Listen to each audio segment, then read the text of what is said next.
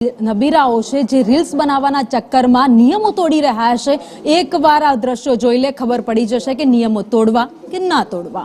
અને હવે આગળ વાત કરીએ અમદાવાદ વાસીઓ જેમને એક નવું નજરાણું મળવા જઈ રહ્યું છે। અમદાવાદમાં સાબરમતી રિવરફ્રન્ટ પર વોકવે જે બનવા જઈ રહ્યો છે એનું કામ પણ 80% પૂર્ણ થઈ ગયું છે। આગામી દિવસોમાં આ વોકવે અમદાવાદ વાસીઓને મળી જવાનો છે।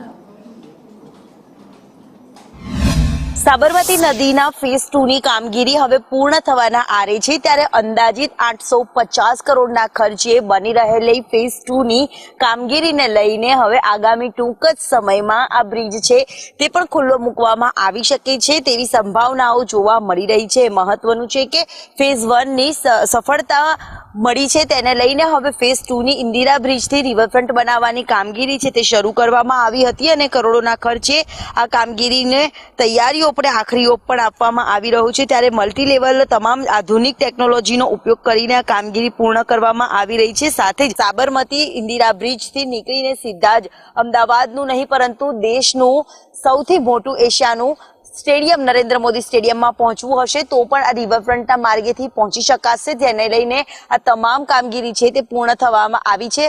આગામી દિવસમાં શહેરીજનોને સરળતા રહે અને ટ્રાફિકથી રાહત મળે તેવા એંધાણ પણ આ ફેઝ 2 ની ખુલ્લો મૂકતાની સાથે શહેરીજનો માટે મોટી રાહત આપતો સાબિત થશે। કેમેરામેન ચેતન પરમાર સાથે દિવ્યા ચૌહાણ, સંદેશ ન્યૂઝ, અમદાવાદ।